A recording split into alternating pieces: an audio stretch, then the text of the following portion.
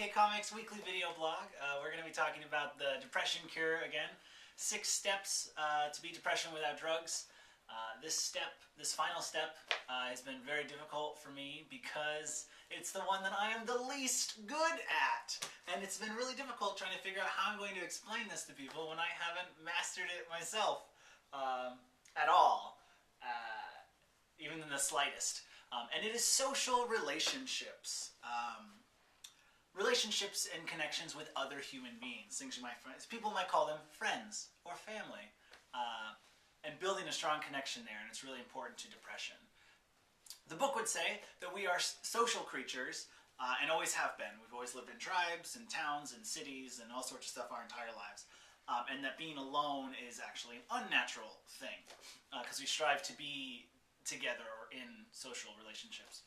But now in society, we isolate ourselves in the pursuit of success, achievement, money, power. We isolate ourselves in different ways, in cubicles or in offices or things like that. We isolate ourselves, and that can make depression worse. Because depression makes you want to isolate yourself. It makes you want to get away from other people, and getting out of depression is difficult by yourself. You need someone else to help you. So we're going to talk a little bit about that.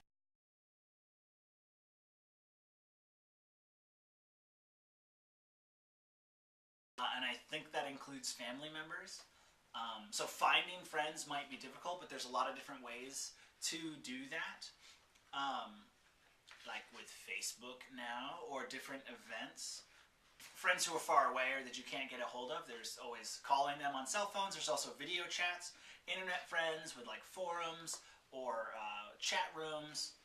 Also, if you're trying to find friends, there's like or things to do, there's volunteermatch.com, I think is one of the websites in here. If you're going to build a social network, the way to do it is to gather some friends or some close friends or people that you can trust and that are reliable, and let them know what you're going through.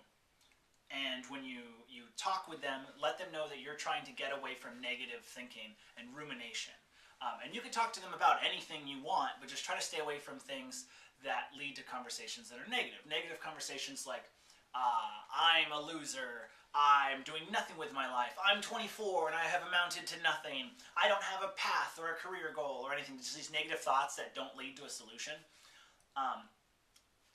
And so try to stay away from those, and they'll help you. So if you are the friend, maybe talk like, oh, tell me how great this is, or oh, did you watch this? And just try to get them off of that track. Because rumination is a loop, and so you just have to break that loop to get out of it. It may be more difficult with others, but you just got to stay on that. Also, there's something called a toxic relationship. A toxic relationship is a relationship or a friend or a family member or something that you have that is a bad influence on your life. And I don't mean like, oh, Ted, he and I always go out drinking and then occasionally we'll hit a mailbox with a baseball bat. Not that kind of bad influence. I mean like a bad influence like they're overly critical, they're harsh, they're always like, what are you doing with your life? Why do you gotta do that thing on the internet? I don't understand art, or whatever. Those are the people you want to not just cut off. Don't be like, hey, don't call your mom anymore. You gotta cut and limit those relationships as much as possible, because those will bring you down and lead you to rumination. It's overly harsh and critical, these toxic relationships. And so what you can do is you can tell them what you're going through and try to put them on the supportive side by saying, hey, I'm trying this therapy, lifestyle change to get rid of rumination. Could you maybe not be such a bitch? No. Could you maybe like help me and talk about other things and help encourage me rather than criticize me? And then at a certain point, you might just have to limit your interactions. Like, I only call my mom on holidays. Or I don't hang out with Todd anymore because he is a negative Nancy. There's lots of ways to be more social. A lot of people have problems finding friends. Online dating and social networks are not just for finding someone to stick your penis into. It could also be for finding someone to play basketball with. And so you find groups, social groups, and you have to be open to being friendly. So if you go to the gym, feel free talking to someone, even if it's just like, hey, can you spot me while I lift this 20-pound weight because I'm very weak? or if you go to volunteer at the animal shelter and you'll just naturally interact with people.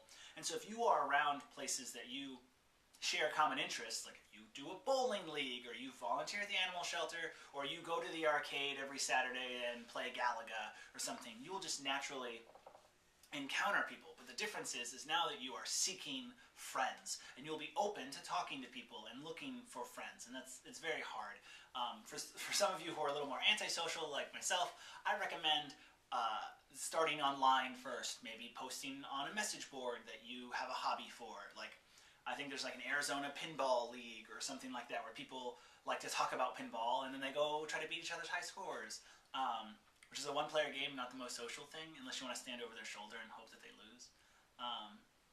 But yeah, things like that. There's tons of websites in order to find friends.